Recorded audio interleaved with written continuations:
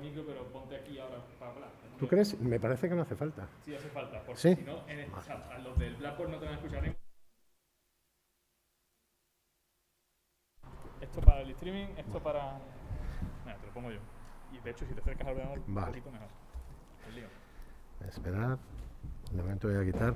Bueno, ante todo, buenas tardes.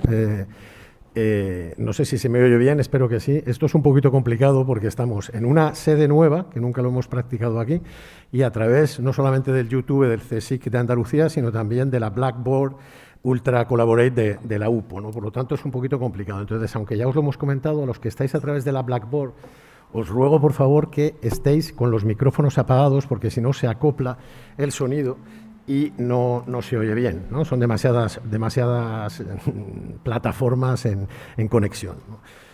Antes de empezar con la primera sesión del ciclo de conferencias de este año, simplemente para aquellos que no lo conocéis y que todavía en cierto modo no tenéis costumbre, pues esta es la 17 edición que tenemos de este ciclo. Empezamos ya a principios de los años 2000. Ha ido variando, pero más o menos la mecánica y la tónica de este seminario consiste siempre en poner en discusión a un investigador que está en formación, que ya lleva por lo menos 2 años de investigación o 3, ¿no? Que lleva ya su tesis bien avanzada, con uno que ha terminado recientemente su tesis o que ya es un investigador senior directamente, ¿no? En este caso, esta sesión, como veréis, es de 2 investigadores bastante jóvenes, uno sí que la ha terminado y ahora los presentaré, ¿no? El ciclo de conferencias, como digo, tiene una tradición bastante fuerte, está vinculado especialmente al grupo PAIDI, los 2 grupos del Plan Andaluz de Investigación y Desarrollo, 680, que lleva el mismo nombre que el ciclo de conferencias, Europa, el mundo mediterráneo y su difusión atlántica. Y en este caso queremos agradecer de una manera especial al CSIC, a Margarita Paneque, la directora del CSIC de Andalucía, porque nos ha permitido justamente utilizar estas instalaciones magníficas de la Casa de la Ciencia en el pabellón del Perú, aquí de la ciudad de Sevilla. Y bueno, todo esto además con una asistencia técnica bastante interesante que nos está permitiendo, por lo tanto, desarrollar en esta época tan complicada. Nos gustaría hacerlo, por supuesto, presencial, pero lo estamos teniendo que hacer medio online, en una modalidad mixta, con no más de 15 personas, pero de todas maneras nos da mucha satisfacción ver que nos estáis siguiendo bastantes por la Blackboard y otros tantos también a través de la plataforma de YouTube, ¿no? Este seminario está también financiado y, en cierto modo, es posible gracias también a la colaboración de la Universidad Pablo de Olavide, especialmente el plan propio de investigación de la universidad, pero también está muy fuertemente vinculado al doctorado en Historia y Estudios Humanísticos de la Universidad Pablo de Olavide. Yo sé que muchos de los que nos estáis siguiendo sois alumnos de ese doctorado, y también a la red temática de movilidad de fronteras en el mundo ibérico, CODEREX, ¿no? Que vincula a una serie de proyectos del Ministerio, ¿no? De la que también, por ejemplo, uno de los participantes en el seminario de hoy y yo también formamos parte, ¿no?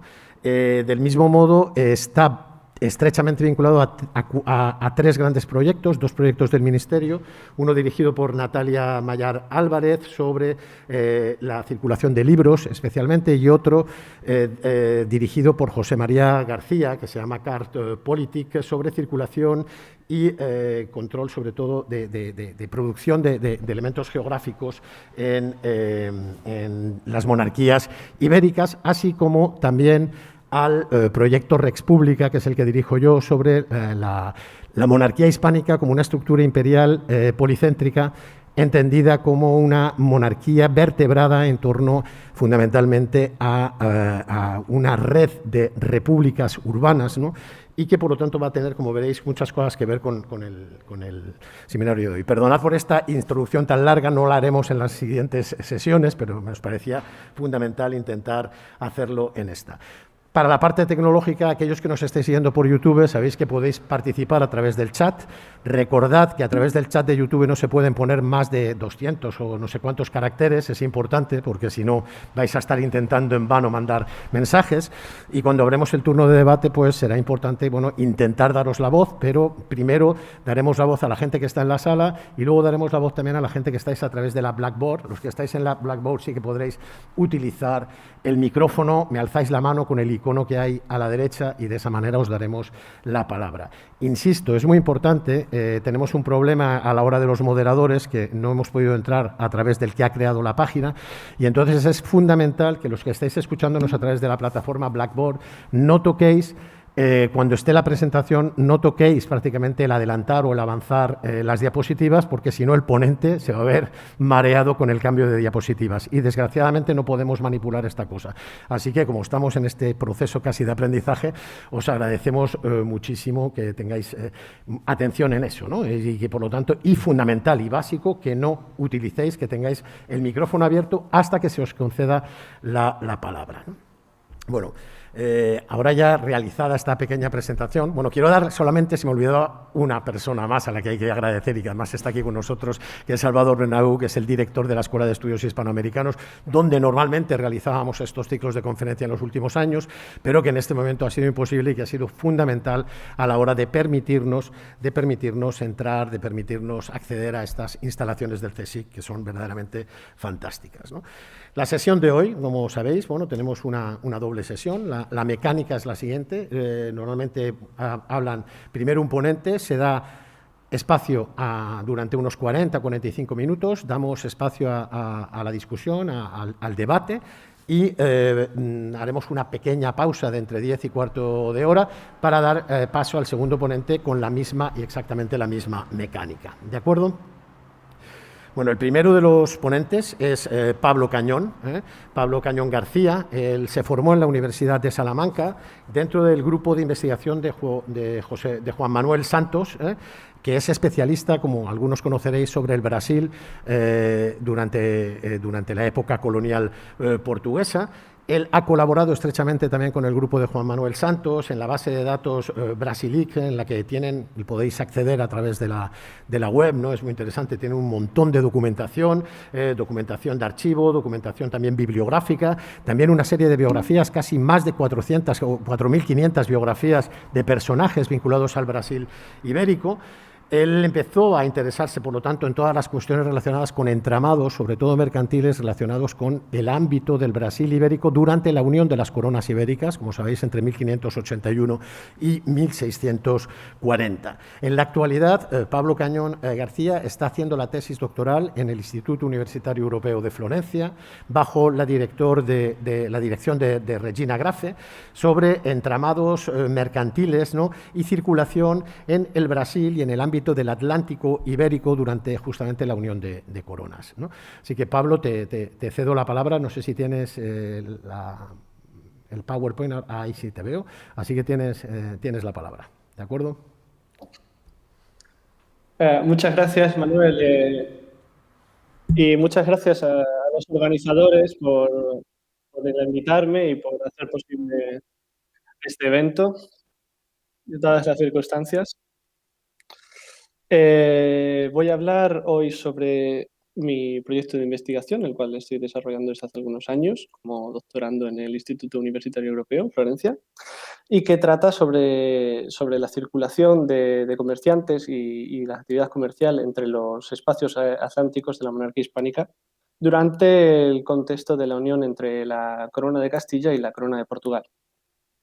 En este sentido, es más o menos el principal objetivo de mi tesis, es analizar cómo se desarrolló esa circulación, qué tipo de elementos influyen y cómo más o menos se va desarrollando, valga la redundancia, en estos espacios y cómo la unión de coronas supone una complejidad para entender esto. Ok, voy a ver si me entiendo con el sistema de diapositivas aquí. En un primer momento me parece necesario señalar, al hablar del comercio que se desarrolla en el Atlántico durante esta unión de coronas, hay que tener, yo considero importante una serie de puntos, como es, en principio, la teórica exclusividad que los mercados, tanto castellanos como lusos, establecen desde un principio, cómo de manera, a forma de contrapunto, hay una ininterrumpida y en general indeseada intromisión de actores externos en dichos mercados, actores que eran vistos por la monarquía hispánica en general como enemigos y por lo tal intentaban evitar el máximo posible su participación. y cómo, sin embargo, tanto miembros de la monarquía hispánica como otros externos a ella circulaban continuamente por los espacios de la misma y también fuera y dentro de ella. De esta manera, considero que la circulación de comerciantes, de agentes, de mercancías, etcétera, llevó a una interrelación de los circuitos comerciales más intensificada dadas las circunstancias entre ambas coronas. En este sentido, es necesario también considerar el contexto en el que asistimos entre los años de 1580 y 1640, durante los cuales la monarquía hispánica estuvo a menudo en guerra con otras potencias, entre las que cabe destacar las guerras que mantuvo contra Inglaterra, Francia o las Provincias Unidas a partir de su rebelión contra el control habsbúrgico. Esto llevó a que los monarcas Habsburgo diseñaran una serie de políticas dirigidas a restringir y a mantener un control más fuerte sobre el comercio y la circulación que tenía lugar en los espacios bajo su dominio. Estas políticas se pueden resumir en un intento por aumentar el control de las mercancías que estaban en movimiento, también el control de las personas que circulaban entre sus espacios, por un lado, sobre todo, mantener fuera de estos circuitos a los que consideraban enemigos o rebeldes a la monarquía hispánica, pero también ejercer un control mayor o limitar de forma más efectiva la circulación de colectivos que formaban parte de la monarquía hispánica, como eran principalmente los judeoconversos portugueses. El último punto que intentaban llevar a cabo con estas políticas restrictivas era intensificar o fijar de forma más eficiente el sistema de contratos y licencias que en teoría debía regir el comercio. Podemos ver que a lo largo del periodo, ante estas medidas surgen también reacciones, como pueden ser la proliferación de actividades de contrabando dentro de este comercio, o incluso ante el control de la circulación de personas, como los llamados enemigos o rebeldes de la monarquía hispánica llevan a cabo asociaciones con miembros de la misma para poder participar, si no de forma directa e indirectamente, en los circuitos atlánticos. Por último, también la falsificación de credenciales, muchas veces para enmascarar el origen y el destino de los navíos y de las tripulaciones que con ellos iban, para poder así acceder a estos mercados castellanos e ibéricos. Continuando con ello, llegamos a uno de los puntos que me gusta destacar sobre mi investigación, que trata sobre este debate que, en mi opinión, la historiografía aún no ha conseguido resolver, que consiste en valorar hasta qué punto dichas políticas restrictivas de la monarquía hispánica fueron efectivas o llevaron a perjudicar más a la monarquía hispánica, a las Provincias Unidas o a ambas al mismo tiempo. En este sentido, podemos distinguir yo diría dos grandes grupos. El primero, encabezado o representado por los trabajos de Jonathan Israel, el cual defiende a través de sus datos que las medidas aplicadas por la monarquía hispánica en realidad fueron bastante efectivas, más de lo que siempre se ha podido pensar, y que las Provincias Unidas se vieron muy perjudicadas económicamente por dichas políticas restrictivas. Sin embargo, el otro grupo, en el cual destacan los trabajos a lo mejor de Katia Antunes o de Christopher Eber, según ellos, no entran a discutir si las medidas fueron efectivas o no, pero en realidad mantienen que la monarquía hispánica no habría sido capaz económicamente de mantenerlas activas durante largos periodos de tiempo, porque también debilitaría su propia estabilidad económica. Esto se puede ver en el hecho de que encontremos, por ejemplo, embargos contra las Provincias Unidas y contra otros extranjeros no neutrales en años sucesivos, desde la última década, desde el siglo XVI hasta las dos primeras del siglo XVII. En este sentido, también considero que es interesante analizar las bases de los puntos de partida que en teoría rigen los principales circuitos comerciales, tanto castellanos como lusos. Y a través de lo que se puede ver en la tabla que aparece a continuación, vemos que hay una serie de diferencias, pero también puntos en común entre ambos sistemas, lo cual de alguna manera va a condicionar la forma en que se desarrolla la circulación y el comercio cuando tratemos con unos o con otros. Vemos en primer lugar que tienen tanto los castellanos como el sistema portugués tienen en común un exclusivismo comercial, por el cual la corona era la que tenía un control sobre el comercio que se iba a llevar a cabo con las posesiones ultramarinas, pero podía conceder una serie de licencias a particulares para que administrasen ciertos derechos y desarrollaran actividades comerciales. No es lo mismo que hablar del monopolio, que en realidad solamente se establecía sobre algunos productos particulares como era el azogue, en el caso castellano, los esclavos, o el palo Brasil, si hablamos de la corona de Portugal. Por otro lado, vemos una de las primeras diferencias que hay entre ambos sistemas y es que la carrera de Indias, teóricamente solamente podían participar, navegar, trasladarse o comerciar en ellas aquellos que fueran súbditos naturales de Castilla y que fueran cristianos viejos. Por otra parte, por el lado portugués no hay nada especificado al respecto. Otra diferencia es que la actividad comercial, todo lo que era el control, la partida, etcétera, la concesión de licencias, en el caso castellano estaba concentrado, unificado en el puerto de Sevilla, aunque veremos que más adelante este privilegio se abre un poco y se concede también cierta participación a los puertos de las Islas Canarias y de Cádiz, tanto por necesidades logísticas como por adecuación a una realidad que ya estaba teniendo lugar, pese a que teóricamente no fuera lo esperado. Y vemos que, por el contrario, para el caso portugués, no hay una concentración en un único puerto, digamos Lisboa, sino que se reparte entre los principales puertos de la costa portuguesa, aunque sí que es verdad que, si no de norma, de facto, el puerto lisboeta mantendrá una preponderancia prácticamente continuada. Por otro lado, para participar en la carrera de Indias era necesario invertir un capital mínimo, lo cual te autorizaba también a formar parte de este negocio. Dicho capital, la cantidad varió a lo largo del periodo igualmente, mientras por el lado portugués no se especificaba nada al respecto. Por último, el último elemento que quiero destacar en este sentido y que también considero que influye a la hora de analizar la forma en la que la circulación y el comercio se desarrolla con estos territorios, tiene que ver con la navegación. La navegación, en el caso castellano, debía realizarse para la carrera de Indias siempre en forma de convoyes y flotas. Mientras que por el lado portugués la navegación era dispersa, no estaba tan limitada en el tiempo y era un poco más fluido en ese sentido. Si bien es cierto que desde el lado castellano, por ejemplo, se establecieron alternativas o excepciones, como son los navíos de permiso o los navíos de aviso, que podían navegar de forma más o menos autónoma respecto a las flotas y que también permitían agilizar la comunicación, el comercio, etcétera, porque estaban autorizados a transportar un mínimo de carga.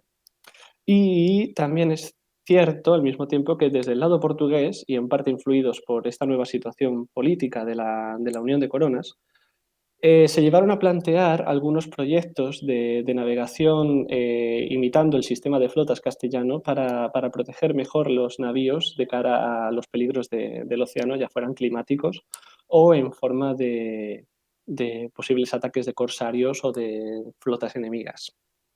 Una vez visto esto, quiero pasar a comentar cuál era la realidad en cuanto a las interacciones en el Atlántico por parte de los circuitos castellanos ilusos.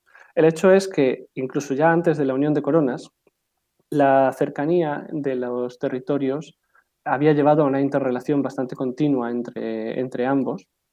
Esto, durante la Unión de Coronas y dado el nuevo estatuto de unión bajo una misma entidad política, digámoslo, se intensificó.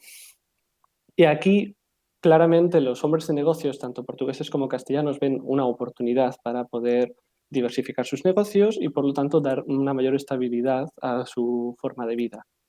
Esto es claramente facilitado por la presencia de ciertos puntos de intersección que yo llamo, o puntos de tránsito, como los llamó David Witt en su trabajo, entre los que pueden encontrarse a lo largo y ancho del Atlántico y que permiten a los comerciantes de un y de otro territorio saltar, digámoslo así, entre circuitos comerciales, de los circuitos castellanos a los portugueses y viceversa, o incluso entre circuitos dentro de su mismo territorio.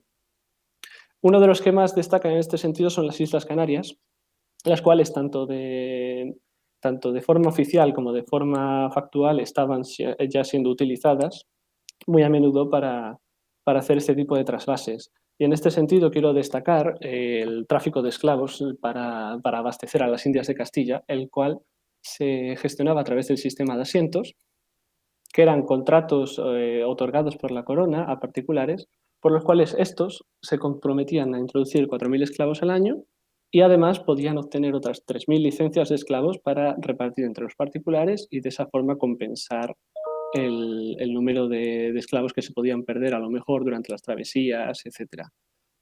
En 1615, sin embargo, como aparece en pantalla, este privilegio se redujo, el de las 3.000 licencias, a la mitad, porque los oficiales estaban haciendo notar desde hacía ya tiempo que los contratistas abusaban de ese privilegio e introducían un número exacerbado de esclavos sin licencia o fuera del asiento.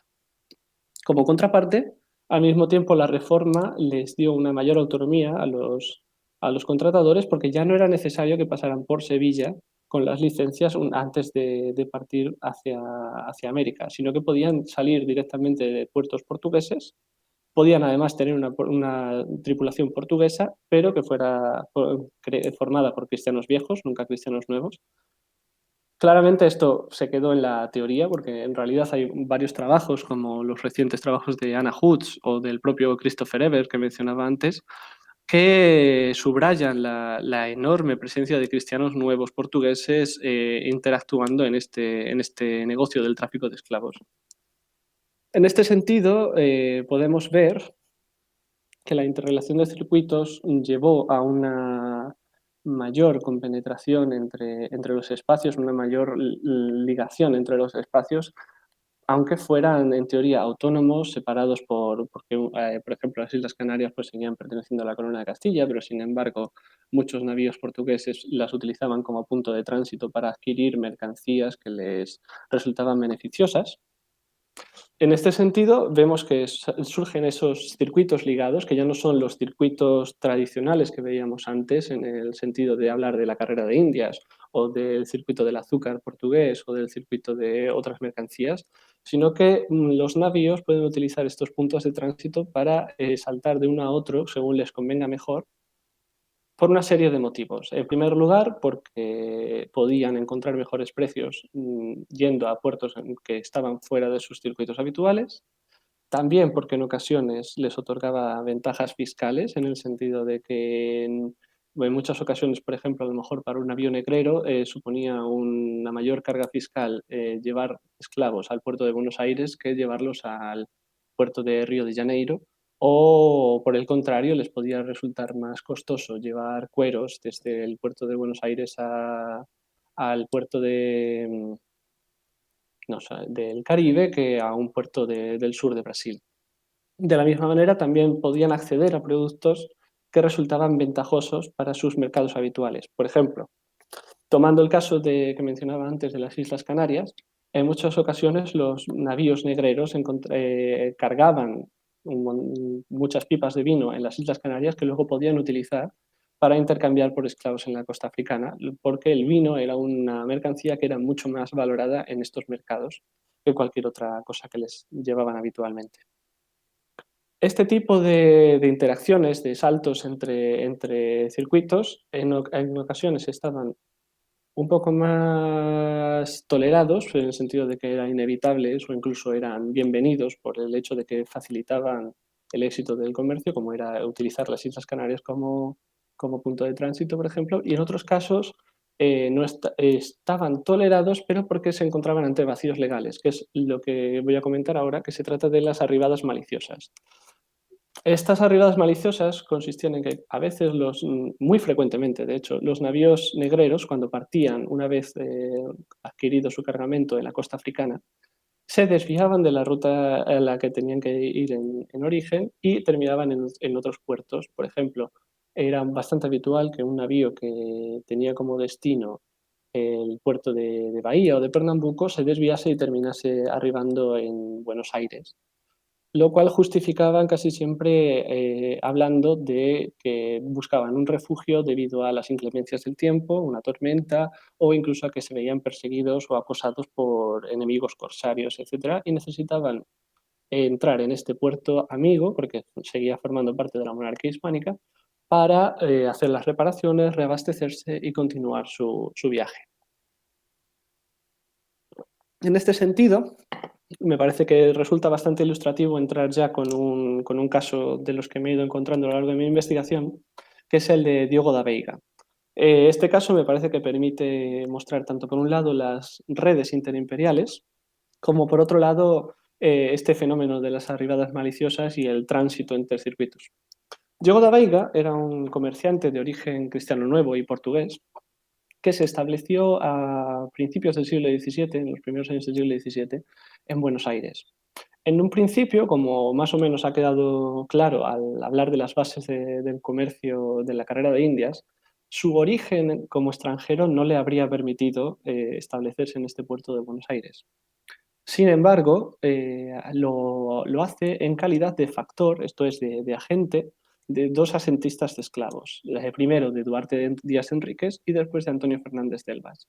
La cuestión es que el asiento de negros contenía una cláusula por la cual los asentistas podían designar factores para cualquiera de los puertos en los cuales pudieran abastecer esclavos. De esta manera, Diogo da Veiga, pese a su origen y pese a su estatus, consigue establecerse en Buenos Aires. Y desde ahí crea poco a poco una red de contactos que se establece tanto a nivel local, porque va atrayendo oficiales, comerciantes y otros personajes de la comunidad bonaerense, tanto como a nivel regional, ya que continúa su expansión en cuanto a red a lo largo de todo el Río de la Plata, incluso llegando hasta Potosí y Chile.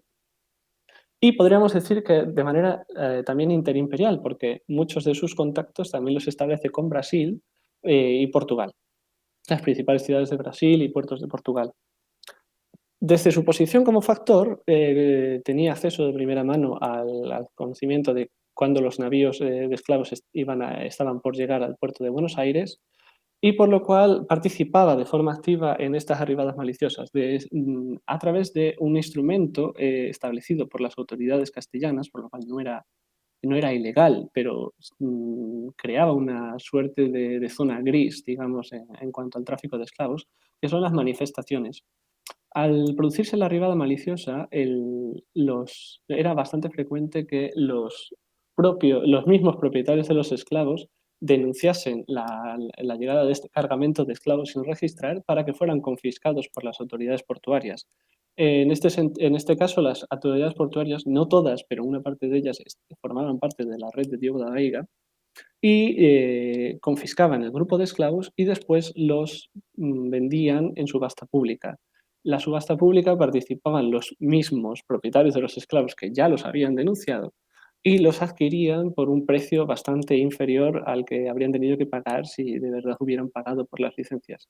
De esta manera obtenían la legalización y podían llevar dichos esclavos, continuar su viaje con dichos esclavos hacia los mercados, como por ejemplo el de Potosí. Al presentar este tipo de red, como es la de Diogo da Veiga, a veces da la sensación de que la narrativa resulta demasiado idealizadora, ¿no? En el sentido de que Diogo da Veiga se establece, crea una red de contactos a todos los niveles y todos los negocios le salen bien y es imposible para las autoridades castellanas frenarlo. Da siempre una imagen de que el sistema es corrupto, imperfecto, imposible de solucionar y siempre va en detrimento de la corona castellana. En este caso, he de decir que es verdad que Diogo da Veiga contó con los resortes para que casi todas las persecuciones legales que se hicieron contra él no llegaran a prosperar. Y sí que es verdad que al final de lo que podríamos decir su carrera, una causa dirigida contra él, que formaba parte de una gran trama contra diversos personajes de la vida pública de rioplatense, sí que prosperó y se dio una orden de detención contra él que tuvo que escapar. De hecho, escapó a Lisboa, sus bienes fueron confiscados y él finalmente fue apresado. Pero sí que es verdad que después de todo el litigio pudo salir libre pagando solamente la mitad de lo que se había establecido como multa por sus delitos, que desde luego no era una cantidad realmente pareja al volumen de sus negocios. Entonces, en este sentido, vemos que el sistema tenía una serie de huecos, de fallas que permitían operar y que permitían abusar, pero no es tan fácil decir que la existencia de estas redes permitía a los implicados escapar impunemente de cualquier actividad cuestionable dentro de los sistemas comerciales. Una vez hablado del caso de Diogo da Veiga, me gustaría destacar que aunque he presentado esta red de carácter interimperial que conecta los espacios portugueses y castellanos en el Atlántico, me parece que la imagen quedaría incompleta si no tuviéramos en cuenta también la presencia de actores que mencioné al principio de esta presentación, que son aquellos que no formaban parte de la monarquía hispánica y que de hecho la monarquía hispánica trataba de mantener fuera de sus circuitos. Hablamos principalmente de holandeses o incluso ingleses cuando hay momentos de guerra entre la monarquía hispánica e Inglaterra y otros así. Los conflictos, vemos que, como ya se anunciaba al principio, los conflictos que mantiene la monarquía hispánica y por añadidura la corona de Portugal, que ahora forma parte de ella, durante este periodo dificultan la permanencia de ciertos actores que estaban tradicionalmente bastante implicados en el tráfico del Atlántico ibérico. Esto sobre todo afecta a la corona portuguesa, que de alguna manera, dada su unión con la monarquía hispánica, hereda también los enemigos de la misma, pero lleva también al desarrollo de estrategias que permiten a los interesados participar de forma indirecta en los circuitos, lo cual lleva a que proliferen las redes que yo más o menos quiero diferenciar de las interimperiales como transimperiales, porque no solamente conectan la monarquía hispánica castellana con la corona de Portugal, sino también territorios externos a ellas. Pero como con el caso de Diogo da Veiga, surge esta duda de cuestionarse hasta qué punto dichas redes realmente eran exitosas, hasta qué punto funcionaban siempre y conseguían esquivar las restricciones que intentaba poner la monarquía hispánica. En este sentido, también he querido traer otro ejemplo, otro caso, que es el del navío Hope, que era de origen holandés, de hecho parte en 1617 de Ámsterdam, en lo que sería una actividad comercial bastante común durante este periodo, que se trataba de navíos partiendo de ciudades del norte de Europa, ya sea de la zona que diríamos hanseática o Flandes o las Provincias Unidas, con escalas en algún puerto del Reino de Portugal y finalmente comerciando en la costa brasileña a cambio de azúcar para después volver al viejo continente. En este caso, el Hope partió de Ámsterdam y llegó a Oporto, donde realizó una práctica bastante habitual también dentro de este comercio, que era el cambio de nombre de la nave. Se cambió de un nombre claramente holandés a uno portugués. Cambió también la tripulación por marineros portugueses y de este modo cumplía todos los requisitos para poder continuar su viaje al territorio brasileño y comerciar en Brasil, etcétera, etcétera. Surge el primer problema cuando el rey, conociendo de su presencia en el puerto de Oporto, ordena al maestre del Hope que lleve consigo al nuevo gobernador de Brasil, Rui Vaz Pinto. Durante la travesía a través del Atlántico, Rui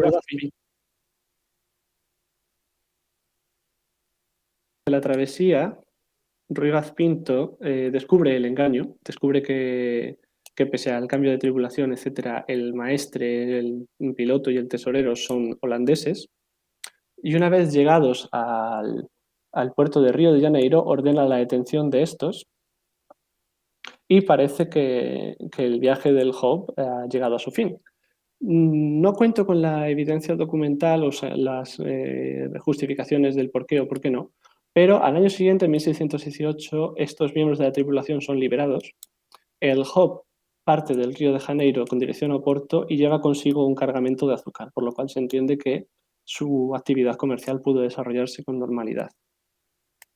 Al mismo tiempo, Francisco de Cáceres, que era el agente designado en Oporto para recibir el cargamento, contacta a su hijo, Simão Rodríguez de Cáceres, que vivía en Ámsterdam, y al asociado de este, José Pinto, para que contraten un seguro adicional sobre la nave. tanto su hijo como el asociado lo hacen, y al poco tiempo se descubre en Ámsterdam que el navío ha sido apresado por corsarios franceses y que nunca llegó a su destino en Oporto. Debido a ello, al año siguiente, en 1619, los aseguradores elevan una acusación ante el tribunal local contra Francisco de Cáceres y contra su hijo y el asociado, argumentando que Francisco de Cáceres había utilizado información privilegiada para estafarles un seguro sobre un navío que él ya conocía de antemano, que había sido tomado por los corsarios. Tanto Simón Rodríguez de Cáceres como José Pinto tuvieron que comparecer ante la corte e intentar justificar que en realidad Francisco de Cáceres no contaba con esta información, pero igualmente la situación era que el navío se había perdido y que resultaba bastante difícil recuperar la carga. En paralelo a esto, vemos que también en 1618 Francisco de Cáceres es apresado por la Inquisición portuguesa, acusado de ser judaizante, dado que su origen era también cristiano converso, digo judeo converso, perdón. Y claro, al ser apresado por la Inquisición, sus bienes son también confiscados, lo cual incluye diversos cargamentos que debían ir a Ámsterdam. Y por el mismo motivo, en 1619 los inversores en Ámsterdam otorgan una serie de poderes notariales a los agentes en Portugal para que intervengan ante la Inquisición y ante otros organismos y puedan reclamar la restitución de estos cargamentos. Lo que he querido mostrar con este ejemplo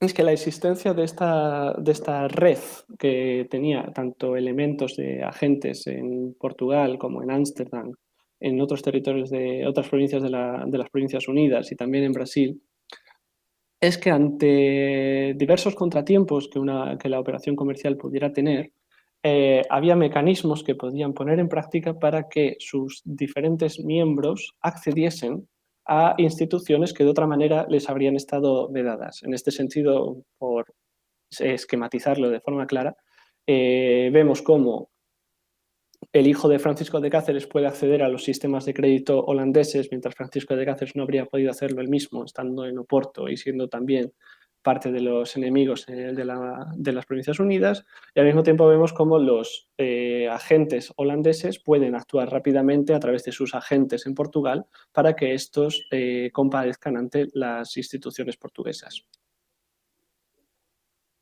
Esto me lleva al último punto que quiero destacar en esta presentación, que es la última incorporación, digamos, que estoy haciendo a mi proyecto de investigación, que es el de la cuestión del pluralismo legal.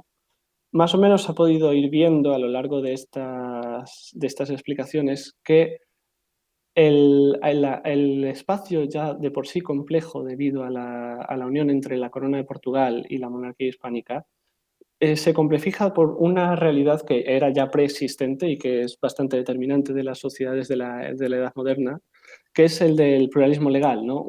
Son sistemas realmente compuestos de jurisdicciones que al mismo tiempo se superponen y que en muchos casos son conflictivas, pero que en estas situaciones comerciales y en estas situaciones de redes que cruzan espacios, que cruzan imperios, que eh, combinan a personalidades de diversas procedencias y de diversos roles, otorga una serie de factores que hay que tener en cuenta a la hora de analizar el comercio. Por un lado, destaco que otorgan una mayor versatilidad a los hombres de negocios, porque, por ejemplo, como se ha podido ver en el caso de Francisco de Cáceres, este pluralismo legal era otro elemento del que se beneficiaban las redes, ya que permiten la intervención, por ejemplo, al tener una situación de conflicto, como es cuando se rompen las treguas entre la monarquía hispánica y las Provincias Unidas, vemos que hay numerosos casos, se pueden encontrar en archivos como el de Ámsterdam,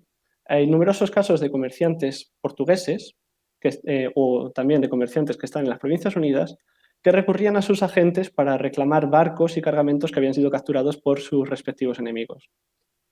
Estos procesos solían comenzar ante la corte local donde estuviera el cargamento requisado y si era necesario, pues podían seguir apelándose ante cortes superiores. Por ejemplo, si hablamos de las Provincias Unidas, vemos casos de naves que han sido capturadas por la Compañía de las Indias Occidentales y llevadas a puertos de Ámsterdam o de Zelanda, que primeramente se discuten ante los tribunales locales, tanto de Ámsterdam como de Middelburg, por ejemplo, y después pueden escalar hasta llegar incluso ante los estados generales, que también tenían un rol a la hora de juzgar este tipo de casos. Al mismo tiempo, la diversidad de jurisdicciones también lleva a que los miembros de las redes comerciales busquen integrar en ellas personajes que tengan facilidades respecto a las suyas para acceder a estos tribunales. Por ejemplo, no se trata ya solo de que un holandés pueda acceder a los tribunales holandeses y un portugués pueda acceder a los tribunales portugueses, sino que también buscan tener personajes que tengan mayor facilidad para acceder a tribunales locales porque formen parte de la sociedad local, otros que estén más dispuestos en escalas superiores, etc.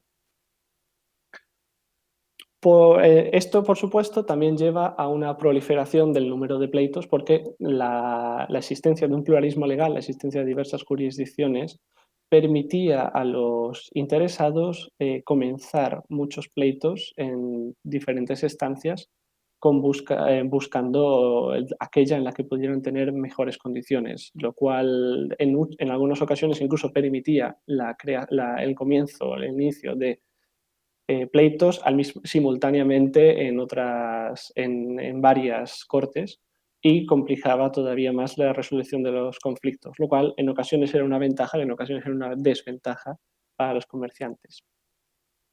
En segundo lugar, me parece que considero que esta existencia de jurisdicciones superpuestas también lleva a una, digámoslo así, reacción de las instituciones, las cuales buscan hacer un reajustes en el sistema que ya estaba preestablecido para adaptarse a situaciones de esta manera.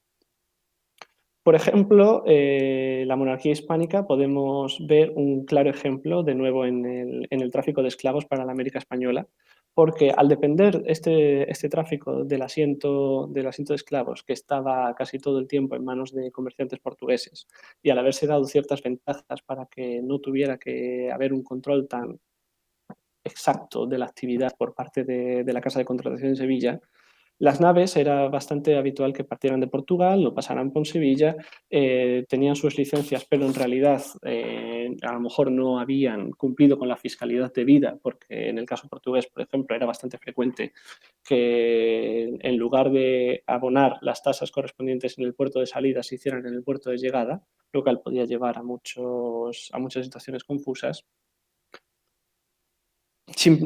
Perdonad, no querría perder el hilo en este sentido. Dada esa situación, se pueden encontrar numerosos pleitos de la Casa de Contratación en Sevilla contra marineros portugueses, o al menos ellos dicen ser marineros, que llegan a Sevilla como parte de las flotas de la carrera de Indias. La acusación principal que vemos en casi todos estos pleitos es el fiscal de la Casa de Contratación, los acusa de haber viajado y haberse establecido en América y haber estado comerciando en ella, siendo extranjeros, sin licencia, sin ser naturales, etc. A esta acusación normalmente responden los marineros indicando una historia bastante común, que es que salen de Portugal, desde allí una vez han terminado su viaje como parte de la tripulación esclavista, reciben su soldada, pero dado que es una soldada muy baja, se continúan comerciando en el Caribe y finalmente suelen volver a la península ibérica. El resultado más habitual de estos pleitos es que la fiscalía termina obteniendo el favor de los jueces y los marineros son condenados a pagar unas cantidades que en realidad resultan bastante simbólicas, más que realmente dolorosas. Y eso se puede ver también en parte en el hecho de que en pleitos posteriores volvemos a encontrar a los mismos personajes de nuevo acusados de cometer los mismos delitos.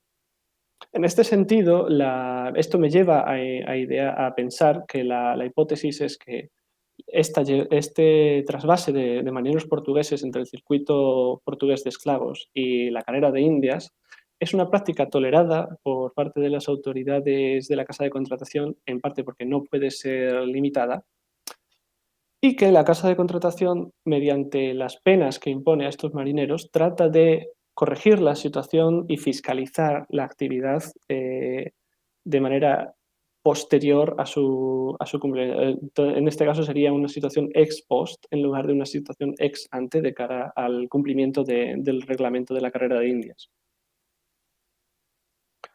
Finalmente, siguiendo en esta línea de los reajustes institucionales, el pluralismo legal, como no podía ser de otra manera, lleva a menudo a conflictos jurisdiccionales. Y en el contexto de la Unión de Coronas podemos imaginar que estos conflictos se multiplican incluso más porque, porque llevan también a la intervención de autoridades castellanas en espacios portugueses y viceversa, dado la frecuencia de un comercio interimperial. Así, por ejemplo, encontramos un caso bastante interesante en Madeira en el 1618, por el cual un comisario del Consejo de Indias para el control de los navíos que estaban llegando a Madeira desde el Caribe, evitando Sevilla, denuncia ante el Consejo que a la llegada de un navío con palo de Campeche y con cueros desde el Caribe, cuando reclamó que se le entregasen dichas mercancías confiscadas, las autoridades portuguesas en Madeira se lo denegaron. Por ello recurrió a la ayuda del virrey de Portugal, quien a su vez lo consultó con el Consello da Facenda portuguesa y ésta al mismo tiempo lo consultó con la corona. La respuesta que llega del Consejo de Portugal en este sentido viene a ser que el comisario se reclamó ese cargamento y el Consejo de Portugal ordenó al proveedor da Facenda de Madeira que no se intrometiese y le permitiese seguir adelante con sus operaciones, pero se extralimitó en sus funciones al reclamar también el propio navío y un cargamento de azúcar que venía de Brasil.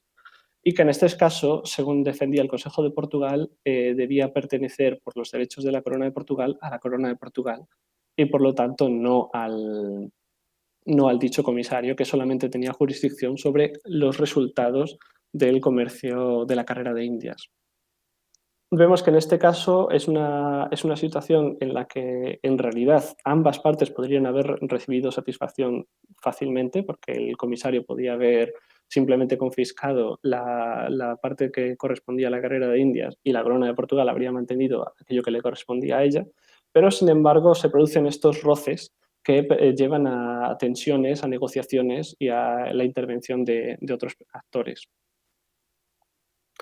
Para concluir en este sentido, espero que a lo largo de esta presentación, si bien algo atropellada, haya quedado más o menos claro el enfoque que intento seguir, por el cual pretendo analizar la circulación de estos comerciantes, la creación de redes que permitieron la interrelación de espacios de la monarquía hispánica, pero también fuera de ella, de la monarquía hispánica entendiendo la corona de Portugal como parte de la misma, y la serie de fricciones y negociaciones que derivan de estas interacciones tan comunes y cómo añadiendo otras herramientas analíticas como es este estudio de los discursos, de las cuestiones de jurisdicciones de pluralismo legal, se puede llegar a narrativas que salen un poco de la típica, de la dominante narrativa de un enfrentamiento continuado entre los intereses de los actores públicos, ya sea las instituciones, el Estado, y los actores privados. Una percepción que para la edad moderna y para el mundo ibérico me resulta bastante anacrónica, puesto que no hay una clara diferenciación entre quién era un actor público y quién era un actor privado y cómo funcionaban, si en algún momento sus intereses podían encontrarse. Muchas gracias, con esto finaliza mi presentación y estoy preparado para cualquier pregunta. Gracias.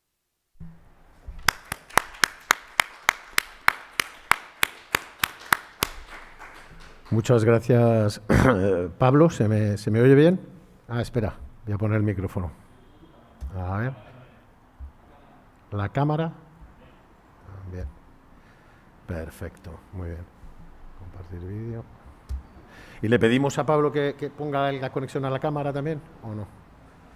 Pablo, no sé si puedes conectarte también tú a la cámara, ¿vale? ¿De acuerdo? Si puede ser para las preguntas o los comentarios. Bueno, muchísimas gracias por tu intervención, que de atropellada no ha tenido nada, ha sido de una claridad absoluta, ha sido muy, muy interesante. Además, has mostrado todos los enfoques, yo creo que desde los que hoy en día se está acercando prácticamente al análisis de los entramados mercantiles, de los imperios en la edad moderna. Has abordado sobre todo el papel central de estos agentes, tanto particulares como también corporativos, ¿no? Has analizado sobre todo, y es parte central de tu tesis, ¿no?, los entramados, la superposición de entramados de todo tipo. Tú te centras en los entramados mercantiles, ¿no?, pero evidentemente estás hablando también de los entramados jurisdiccionales, es decir, burocráticos que hay detrás, y hay que pensar en otros muchos entramados que se superponen en la articulación de estas estructuras imperiales, mostrando además, poniendo el peso en la importancia. ¿Se oye? Ahora sí. ¿De acuerdo? La importancia crucial también que tienen los nodos urbanos y especialmente el desarrollo de todas estas dinámicas en la escala local. Es decir, son estructuras tan inmensas que para operar necesitan operar evidentemente desde la escala local. Por lo tanto, agentes, entramados, redes tanto interimperiales, durante el periodo, por supuesto, de la incorporación de Portugal a la monarquía hispánica, por lo tanto, son de la misma estructura imperial, pero también transimperiales que funcionan perfectamente, más allá de los exclusivismos o de los monopolios, en estructuras, además, típicas de antiguo régimen, caracterizadas por pluralismos jurisdiccionales que permiten pues, saltarse determinadas normas, pero también pleitear permanentemente, operar en situaciones muy complejas. Por lo tanto, yo creo que en este sentido te enmarcas, y digamos, en todas los enfoques que hoy en día se están haciendo, ¿no? Yo simplemente me gustaría, no sé, hacer algunas consideraciones, un par de preguntas, pero también algunas consideraciones sobre tu trabajo. Has mostrado muy bien, yo creo, cómo la incorporación de Portugal, especialmente, bueno, toda la capacidad que tiene Portugal para vehicular, especialmente el tráfico de esclavos, va a ser fundamental para el funcionamiento de la estructura imperial de la monarquía, y has mostrado que, en verdad, esta incorporación de entramados portugueses, que son mixtos, como has mostrado muy bien, tiene mucho que ver con la introducción del sistema de asientos y cómo este sistema de asientos supone transformaciones importantes. Esta mezcla que has enseñado en las primeras diapositivas de los dos modelos, el portugués y el castellano, a la hora de gestionar la estructura imperial, esta visión muy más que comparada, entrecruzada, que se está llevando a cabo. Estoy pensando en el libro que acaban de sacar Barreto y Federico Palomo y Roberta Stump, ¿no?, sobre esta comparación que me parece muy, muy acertada. Tú lo estás haciendo muy bien y estás mostrando justamente esa transformación, como Portugal impacta, ¿no?, a través sobre todo del asiento en el sistema de la monarquía, ¿no? Pero quizá me gustaría también que quizá nos dieras algunas pinceladas o algunos elementos, pues yo creo que algo has dicho, pero quizá lo enfatizaras más, porque estoy pensando en los trabajos de Pedro Cardim, ¿no?, y tú lo conoces bien, ¿no?, cómo justamente el periodo de pertenencia de Portugal a la monarquía supone transformaciones institucionales muy, muy fuertes en la gestión del sistema portugués, ¿no?, del sistema del exclusivismo portugués, y por lo tanto también ver las influencias de la otra parte, ¿no? Y me interesa por lo tanto que intentes señalar estas cosas. Me gusta también mucho, sobre todo estamos ahora organizando además Jonathan Orozco, Pedro Cardim y yo mismo un congreso sobre el sistema del asiento de esclavos desde sus orígenes prácticamente hasta el final del asiento, hasta prácticamente 1740, y lo vamos a tener el 11 y el 12 de noviembre aquí en Sevilla, en la Universidad Pablo de Olavide, ¿no? Pero lo que sí que veíamos, más que nosotros que estamos más dedicados a la parte final del siglo XVII, es muy interesante observar las numerosas continuidades en el sistema del asiento, ¿no? Es decir, cómo no existe esa especie de hueco que se produce después de la salida de Portugal, sino que existen muchísimos elementos de continuidad que me parecen muy, muy, muy llamativos, ¿no? Y también esto me conduce también a pensar en otra cosa que quizá hablas tú de transimperiales, ¿no? Y están hablando siempre de estos enemigos que son los holandeses, ¿no?, que tanto transforman o tanto condicionan la relación de Portugal en el seno de la monarquía hispánica, ¿no? Pero también es curioso observar, y sería muy bonito que quizá analizaras y quizá vieras, ¿no?, el impacto que tiene en la conformación de la estructura imperial de las Provincias Unidas, ¿no?, que se va a articular de una manera más decidida a principios del siglo XVII, cuando no les queda más remedio que ir ellos, porque los embargos o las prohibiciones, por mucho que diga Mascate y Antunes, pues sí que están afectando a su normal comercio, digamos, con la monarquía, con uno de sus mercados fundamentales hasta el momento, pues lo que es evidente es que se pone en marcha un modelo que si lo vemos, en parte, tiene mucho que ver con los dos modelos, que está aprendiendo del modelo portugués y del modelo castellano, ¿no? Porque estamos viendo, bueno, evidentemente exclusivistas son todos. El de los holandeses el más de todos. Es un sistema monopolista férreo, férreo. Especialmente la BOC, que es la más exitosa. La BIC, que no lo es tanto, es la que en cierto modo no logra imponer ese sistema, pero desde luego la BOC es exclusivista como no lo hay nadie, ¿no? Pero por lo tanto, en ese sentido sí que existe, ¿no? Pero por otra parte, en cierto modo, tiene de parte de portugués esta especie de que no existe un único puerto, sino que existen muchos puertos. Los holandeses consiguen, a través de la reproducción del modelo muy fragmentado de la República, de cámaras provinciales, hacer participar a todos los puertos, pero al mismo tiempo a través de un capital mínimo, que eso se parece más al del sistema castellano, porque es a través de compañías de comercio, pero también tienes que tener un mínimo capital, digamos, para poder operar, ¿no? Y a través también, en esto se parece también más al sistema castellano, que siempre se nos han descrito los holandeses como los opuestos, ¿no? Siguiendo esta teoría de que Grocio es lo opuesto al mundo ibérico, cuando todo lo contrario. Más bien él mama y bebe muy bien de todo lo que es la escuela de Salamanca y la manera de entender esa libertad de los mares, ¿no? De Francisco de Vitoria y del Ius Comunicazione, pero sobre todo este sistema de navegación en convoy, y especialmente la BOC, que es la exitosa, va a navegar en convoy como la compañía como la carrera de Indias. Va a ser un sistema bastante más parecido. Quizá una reflexión de ver a los holandeses y al sistema imperial holandés no tanto como una especie de alteridad total con respecto, digamos, a los ibéricos, sino como una continuidad sincrética de los dos, con novedades evidentemente incuestionables, como el sistema por acciones, que según parece también toman bastante de los modelos de la Mahona genovesa y de otra serie de herencias que tampoco son tan novedosas, ¿no? Eso sería un elemento interesante de ver, porque ahí vemos, por ejemplo, que cuando firman la paz en 1648, uno de los artículos básicos, aparte de que son el cuarto y el quinto, en el que la monarquía acepta que los holandeses tengan presencia en aquellos sitios donde, en la paz de Westfalia, 1648, donde tienen asentamientos estables, pero hay otro artículo que es fundamental, que es el artículo 23, que claramente retoma todo este elemento que tú has estado mencionando de las arribadas maliciosas, ¿no?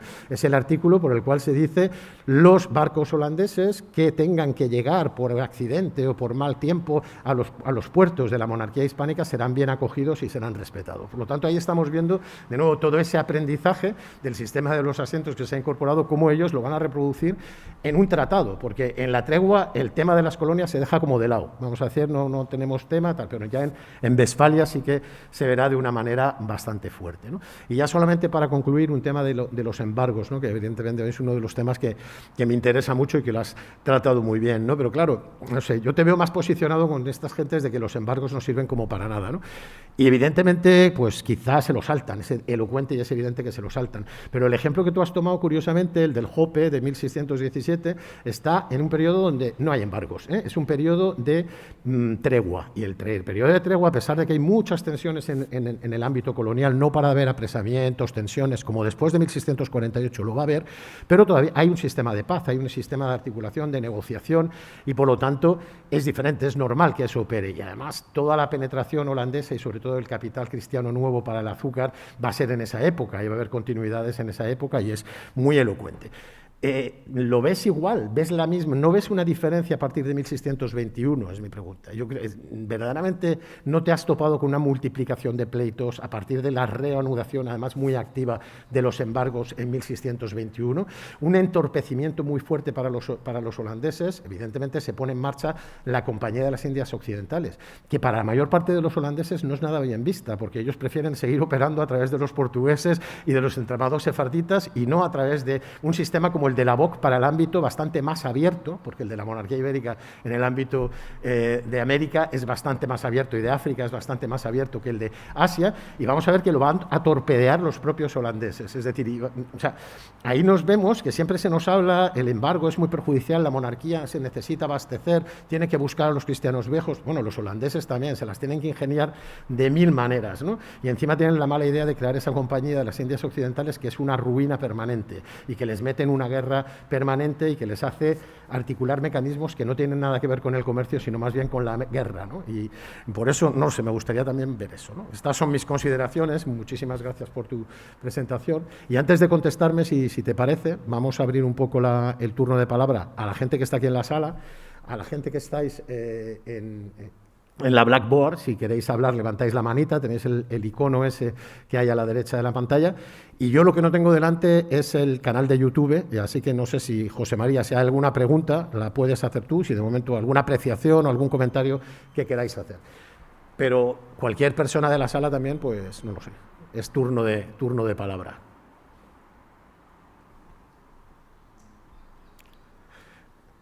De momento no tenemos. Si quieres, mientras la gente se va animando, si quieres contestar a las apreciaciones que yo te he hecho, ¿de acuerdo? Cierro mi micrófono. De acuerdo. Gracias, Manuel, por los comentarios y las cuestiones las encuentro bastante interesantes. Es decir, que para hablar de la evolución institucional portuguesa, aparte de que no puedo comparar mi conocimiento con el de Pedro Cardín, por supuesto, quizás sería necesaria otra conferencia más aparte de esta.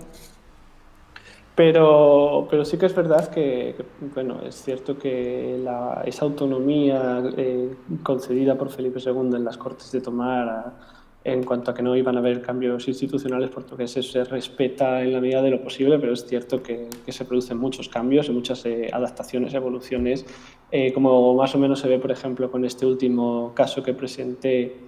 Hay un cierto afán de intervención por parte de la corona de Castilla en el territorio portugués, estableciendo sus propios delegados que debían coexistir al tiempo con las instituciones portuguesas y muchas veces entran en conflicto, aunque también es verdad que muchas veces consiguen colaborar. Entonces podemos ver que hay un continuum de fricciones, de negociaciones, de búsqueda de espacios, lo cual más o menos vino a ser todo lo que significó la Unión de Coronas hasta su final. En el otro sentido, me parece muy interesante destacar la cuestión de las Provincias Unidas, cómo se van desarrollando y cómo también siempre que se ha intentado describir este proceso, se ha hecho tomando por las Provincias Unidas como las inventoras de todo y muchas veces tomándolo como un compartimento estanco que no consideraba ninguna influencia exterior, ningún tipo de imitación en estos grandes antagonistas como era un sistema de las Provincias Unidas o un sistema inglés muy lógico, funcional, etcétera, frente a un sistema prácticamente no anárquico, pero normalmente autoritario, ¿no?, que se solía describir de la monarquía habsburga, cuando en realidad tenía muchos más puntos de encuentro de lo que puede parecer, y cuando en realidad muchas veces las Provincias Unidas, y esto es un punto que también debería unirse dentro del debate de las restricciones que también has planteado y que tenemos que discutir,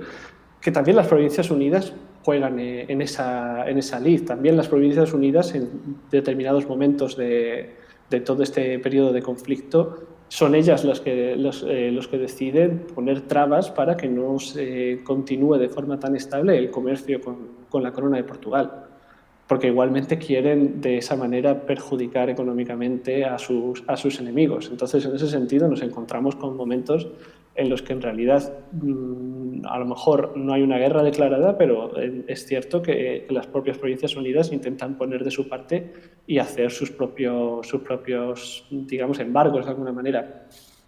Sí que es cierto que como bien has señalado, el caso del Hub se marca dentro de la tregua de los 12 años, y es cierto que encuentro muchos más casos en los años previos a la tregua de los 12 años y sobre todo en los años posteriores a la tregua. Obviamente, al retomar las hostilidades se multiplica exponencialmente. También es verdad que, por ejemplo, a partir de 1621, en 1625 se crea la Corte del Almirantazgo, que también tiene un poder muy intervencionista y ha sido señalado como un papel bastante activo y bastante exitoso a la hora de limitar la participación de los holandeses en el comercio.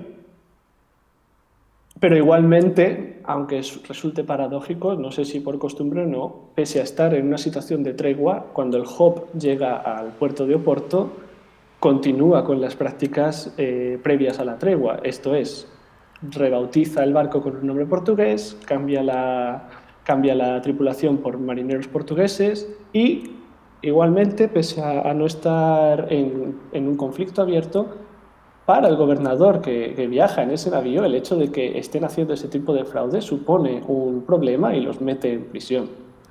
Quiero decir que las tensiones continúan. Es cierto que no es una guerra abierta, pero tampoco es una amistad. Entonces, es uno de los puntos que quiero destacar con este tipo de análisis que hago en mi investigación del pluralismo legal, de las negociaciones, es ver si este tipo de fricciones, cómo se van navegando o de qué factores pueden haber motivado ciertas negociaciones, ciertos momentos de mayor permisividad, ciertos momentos de guerra fría y ver un poco eso. Entonces, igualmente podríamos entrar en consideraciones de un montón de elementos a tener en cuenta, como es la participación de grupos neutrales teóricamente en el comercio, como son los alemanes, como son los miembros de la Hansa, los flamencos, cuando en realidad siempre se ha descrito a los flamencos y a los alemanes como los testaferros de los holandeses, ¿no? Como a la hora de participar, y en realidad en muchas ocasiones también se convierten en rivales comerciales a la hora de luchar por las riquezas que les podían otorgar los mercados ibéricos. Entonces, en realidad es una situación muy, digamos, compleja a la hora de definir a los actores, a sus intereses y ante quién respondían mejor. Y no sé si me he dejado algún tipo de No, Pablo, pregunta. está bien. Tenemos una pregunta de Benoit Maguesó. Benoit, si quieres, a través del micrófono, ¿vale? Pones la pantalla también Sí, para que te veamos. sí. Hola, buenas tardes a todos. No sé si me oye. Perfectamente. Vale, eso ya es mucha tecnología. Que me alegro mucho de que funcione y muchas gracias a los organizadores. Gracias, Pablo. Es un placer verte y escucharte después de un poco de tiempo.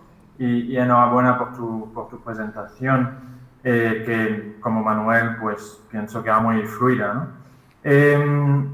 Te quería preguntar unas cosas tal vez más, o sea, muy básicas en realidad, también porque no conozco todos los aspectos de tu investigación. Lo primero que te quería preguntar era acerca de la base empírica de tu trabajo, también en un contexto tan difícil como el del COVID. ¿Cuál es tu cuerpo documental? ¿En qué te basas exactamente? Porque también has mencionado material que parece muy interesante, ¿no? Los pleitos. Básicamente, si nos puedes presentar un poco eso, de dónde viene, un poco la cantidad de pleitos, cuál es este material.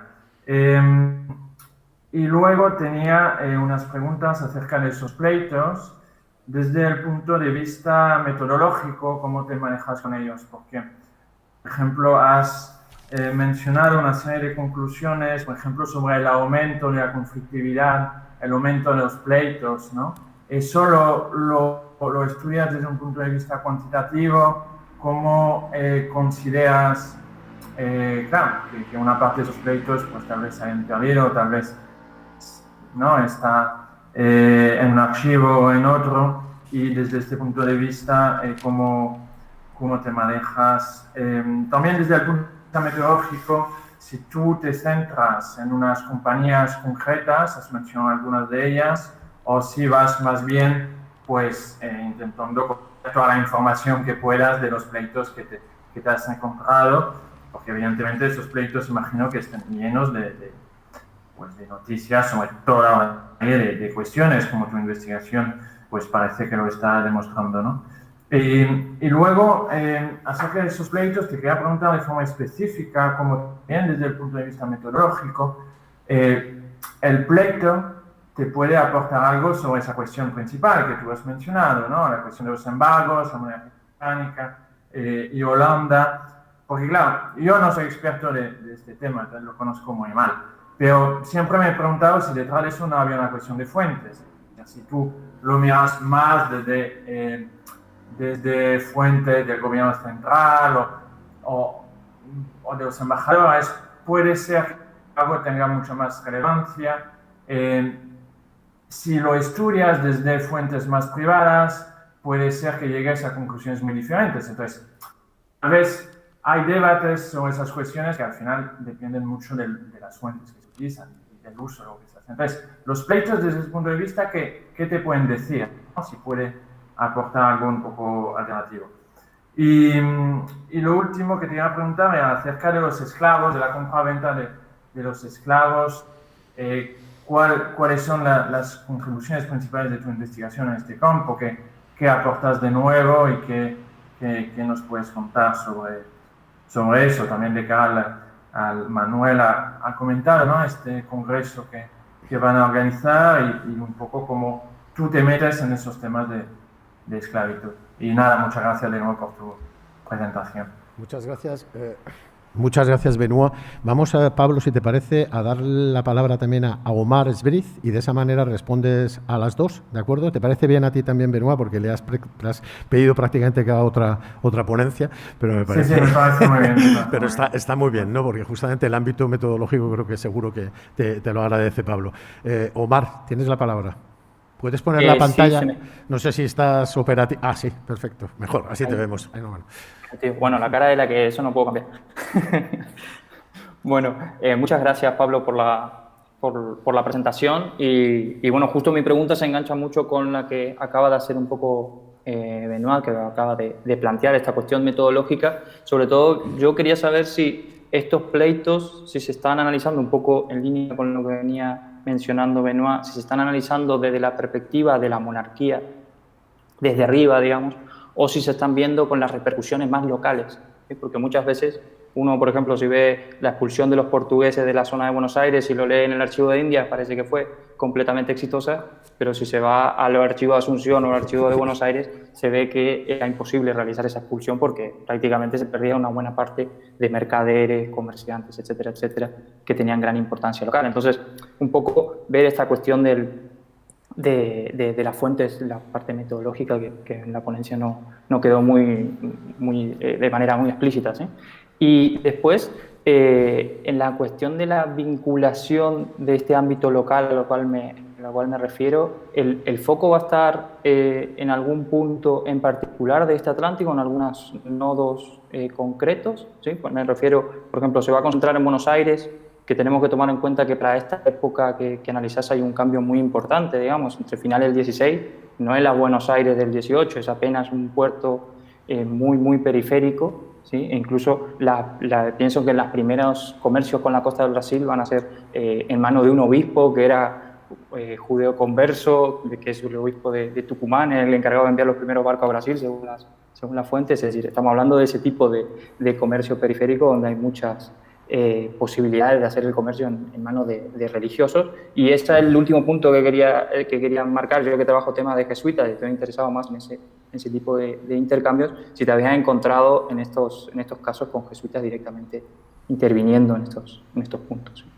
Así que muchas gracias, perdón por la extensión. No, que va, muchas gracias, Omar, ha sido muy claro. Además nos permite ver justamente la superposición de distintos entramados. Él está hablando de entramados mercantiles y tú estás poniendo el énfasis también en que hay entramados religiosos, aparentemente solo religiosos, que de religiosos tampoco tienen exclusividad, sino que también operan con muchas cosas. Y yo creo que además remiten las dos preguntas a una cosa que yo creo que la comentamos algún día, que simplemente por vincular las dos preguntas, ¿no? El trabajo de Zacarías Moutoukias, que él ha hecho un trabajo fantástico para el Buenos Aires a partir de 1648, yo creo que él pone muy el acento en la importancia de entender el ámbito local y ese tipo de fuentes que hay locales para justamente ver las cosas de la relación con los holandeses, que son los que sustituirán a los portugueses de forma distinta. Así que, Pablo, si quieres, tienes la palabra para hablar de fuentes. Gracias y gracias también tanto a Benoît como a Omar por sus preguntas, que me parecen bastante interesantes. Voy a comenzar por responder a Benoît, por seguir un poco el orden. El cuerpo documental que estoy utilizando hasta el momento contiene fuentes tanto de Archivo de Simancas, Archivo de Indias en España, como Archivo Nacional Torre do Tombo de Lisboa, Arquivo Ultramarino y Biblioteca de Ayuda. también el archivo distrital de Porto y el archivo de la ciudad de Ámsterdam. Esto obviamente sí que es verdad que limita el enfoque en el sentido de que, como se puede ver, no hay presencia de fuentes producidas directamente en ningún punto del Atlántico fuera del antiguo continente, lo cual en parte es así, no por placer, sino porque las circunstancias son las que son y no me han permitido ampliarlo, y con gusto me gustaría poder también recurrir a eso en la medida de lo posible. En este sentido, continúo con las preguntas sobre los pleitos que estoy consultando. Bueno, perdón, solamente por especificarlo antes de entrar en eso, cuento con pleitos, cuento también con contratos, documentos notariales, etcétera, etcétera, que más o menos aportan diferentes tipos de información con la cual reconstruyo más o menos el relato y las circunstancias. En este sentido, la metodología aplicada a los pleitos es, a la hora de ver ese aumento o descenso, dependiendo del periodo, es meramente cuantitativa. No me estoy centrando en ninguna compañía concreta, sino que estoy recopilando todo lo que puedo. A partir de ahí es cierto que veo algunos nombres que aparecen más frecuentemente que otros, pero no cierro porque como a lo mejor también se ha podido desprender de los ejemplos que he dado a lo largo de la presentación, no me estoy centrando en un único volumen de negocios, sino que también tengo en cuenta tanto a comerciantes, digamos, gruesos como a otros un poco más pequeños. Sí que es cierto que tanto la limitación geográfica como el origen en los archivos de las fuentes da un tipo de discurso en origen que es bastante, que limita bastante, pero diría que en este sentido no es que me dé mayormente la perspectiva por parte de las instituciones estatales, sino todo lo contrario, porque a través de los procesos notariales y de los contratos, lo que estoy obteniendo es la perspectiva de los comerciantes, y dentro de los pleitos sí que es verdad que se puede ver un poco más una diversidad, puesto que se presentan tanto argumentaciones de los interesados acusados particulares como del enfoque institucional, aunque luego esto tiene muchísimos matices porque al fin y al cabo, como decía antes, en ocasiones es difícil distinguir qué rol está jugando el fiscal o el juez oidor dentro de la causa, porque se entremezclan intereses mayores con intereses más meramente personales. En ese sentido, supongo que estamos siempre ante los límites que nos imponen las fuentes. No se puede tampoco, no creo que pueda pedirle mucho más. Por último, mi aportación en cuanto al estudio del tráfico de esclavos. He de decir que no tengo grandes pretensiones en ese sentido, puesto que ni es mi enfoque principal, ni realmente creo que los progresos que llevo hechos hasta ahora aporten o marquen una gran diferencia en cuanto a lo que ya se ha producido al respecto del tráfico de esclavos desde las grandes bases de datos hasta los trabajos más recientes. Entonces, en ese sentido no quiero desmarcarme yo con nada demasiado pretencioso porque no sería realista. Pasando, espero que haya quedado claro por esa parte, Benoit. Súper claro, muchas gracias. Y en cuanto a Omar, bueno, creo que en parte la primera pregunta más o menos la he respondido. La perspectiva es un poco la que es. Dentro de lo que puedo, intento aplicar la parte local. Y en ese sentido, he seleccionado una serie de nodos en el Atlántico en los cuales quiero centrar mi análisis. Por el lado, digamos, castellano, he querido tomar Buenos Aires o el Río de la Plata, pero principalmente Buenos Aires como parte del sur atlántico, y también Cartagena de Indias en el Caribe. Por el lado portugués, un poco como contraparte, en Brasil he querido tomar Sao Paulo, Río de Janeiro, porque más o menos para esta época, sobre todo Río de Janeiro, pero también Sao Paulo, el nivel de desarrollo es similar al de Buenos Aires, en tanto en cuanto no están tan establecidos ya, y lo cual, en cierta manera,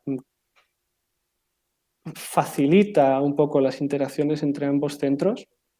Y otros centros un poco mayores, tradicionalmente ya conocidos, como puede ser Olinda o Bahía, en el nordeste brasileño. Considero que también interesante tener centros tan dispares porque al mismo tiempo me permite analizar las circunstancias específicas de los nodos y aplicar en ello si pudo tener una influencia o no, que es bastante claro que sí, en la resolución de los conflictos y en el desarrollo de las actividades comerciales.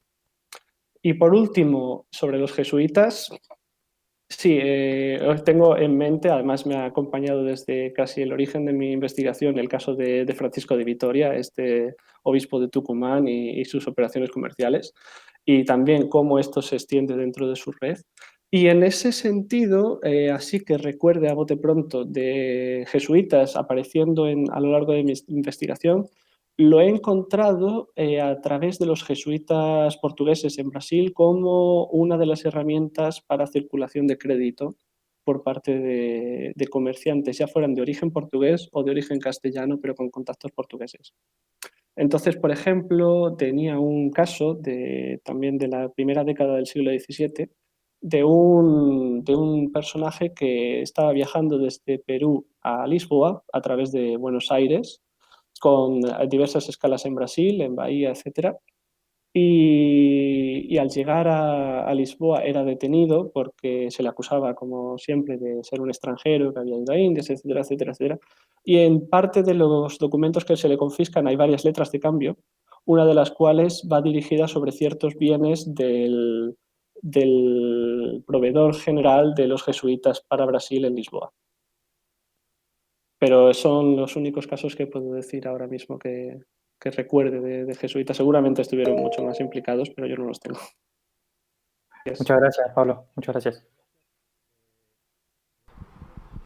Rodrigo quiere una pregunta, pero ahora vamos a tener que hacerlas cortitas porque si no, no vamos a tener tiempo para la segunda ponencia. ¿De acuerdo? Así que Rodrigo, por favor, y luego está Pablo Hernández Sau. Sí, una cosa. Además, Sí. Manuel, vas a tener que repetirlas tú para la gente del Blackboard, porque esto lo escuchan en YouTube, pero no lo escuchan en Blackboard. Así que Ah, vale. Las preguntas no las se oyen. me temo que vas a tener que producir lo que se pregunte en la sala. Ah, vale. Para que la gente sepa lo que se está preguntando, incluso el propio Pablo, ¿no? Sí. 10 minutitos, sí. Sí. Sí, Sí, vale. sí. Muy rápido.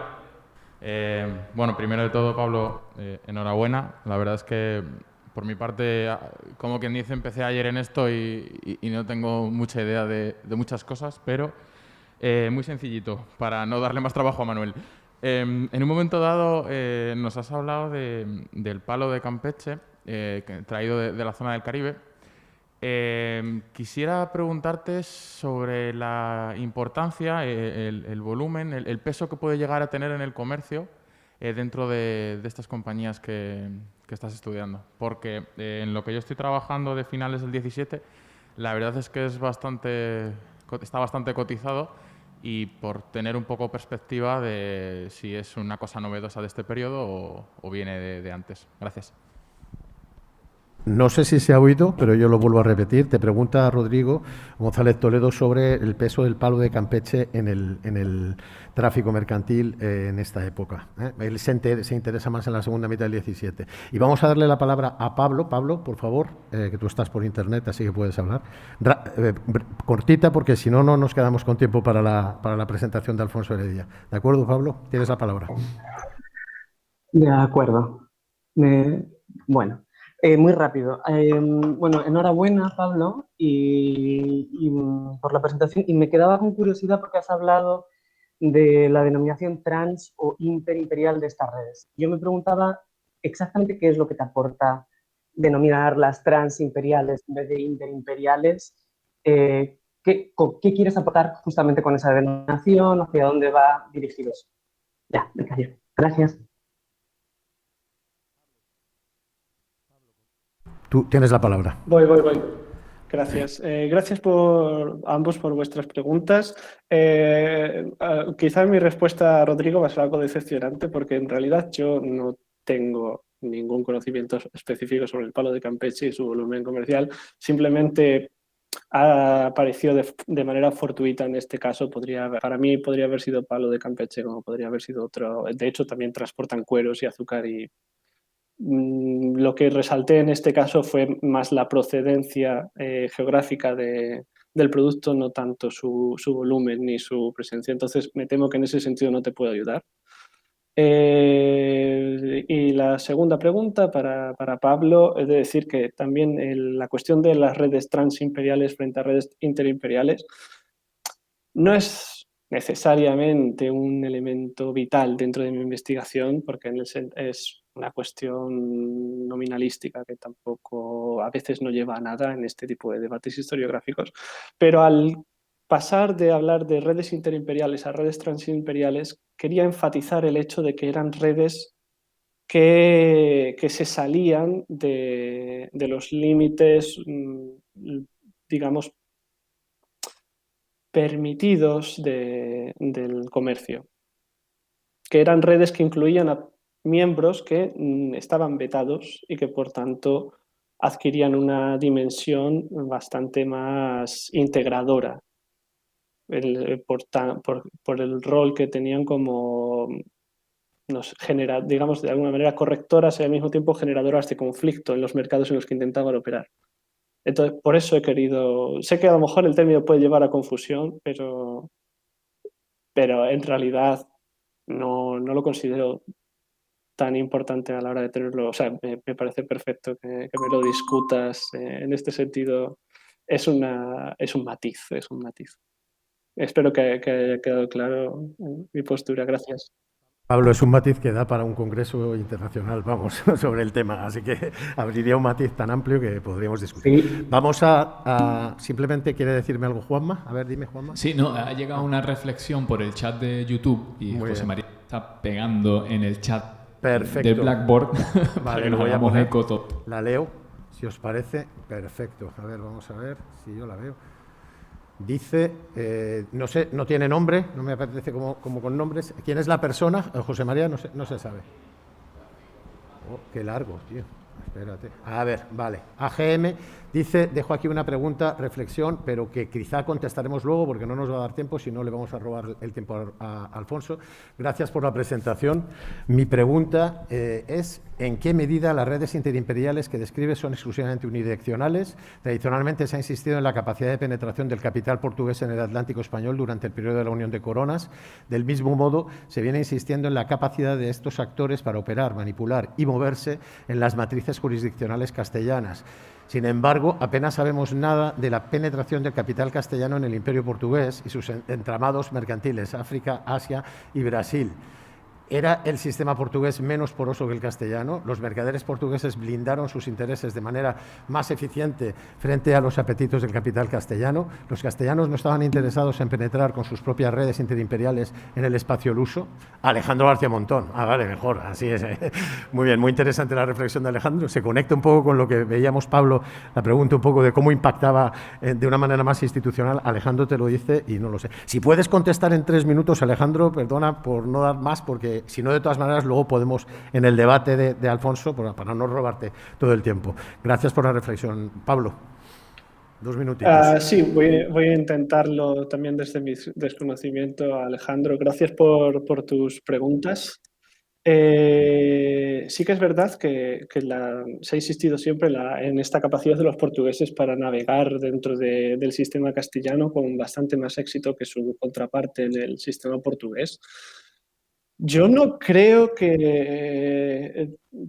también es verdad que no se puede afirmar, en mi opinión, no se puede afirmar con un 100% de claridad o de conocimiento cuál es la razón de esto, pero yo no creo que fuera porque el sistema portugués resultase menos poroso, que el castellano.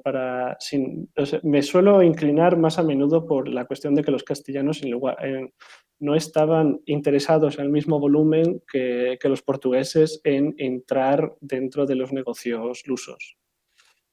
Sí que es verdad que, por ejemplo, esto a lo mejor podría ser discutible en las áreas de roce entre ambos espacios, como puede ser, de nuevo, el tráfico de esclavos para la América española, el cual siempre fue un motivo de tensión entre comerciantes castellanos y comerciantes portugueses que se lo disputaban cuando los portugueses eran los únicos que continuamente podían mantener una oferta medianamente sostenida para acceder a estos asientos. pero he de decir que no tengo respuesta, no tengo una respuesta definitiva a por qué los castellanos no entraban tanto en los negocios portugueses. Quizás, seguramente, su colaboración funcionase en otras esferas, como podía ser el movimiento de crédito. En ese sentido, estoy desarrollando algún razonamiento, pero es algo prematuro para lanzarme con una hipótesis. Lo lamento en ese sentido. Pero gracias por tu pregunta, es muy interesante. Muchísimas gracias. Yo creo que todas las reflexiones, las preguntas, tu propia presentación han sido verdaderamente, han dado pie a un debate muy lleno de posibilidades. Creo que tu tesis, vamos, va a ser muy interesante, va a responder, va a abrir un montón de caminos. Ahora, si queréis, tenemos un descanso de 5 minutos, 6 minutos, 7 como mucho, porque si no, a las 7 tenemos que desalojar la sala, porque la gente trabaja aquí, tenemos que irnos. Así que, por favor, a los que no estáis en la sala, por favor, vamos a volver. Si son las 17:39, pues vamos a volver a las 17:45, a menos cuarto, a las 6 menos cuarto, ¿de acuerdo? Reanudamos para la segunda intervención, que acabaremos. Muchísimas gracias, Pablo. Nos vemos ahora, ¿vale? Gracias. Hasta luego. Muy bien, Alex.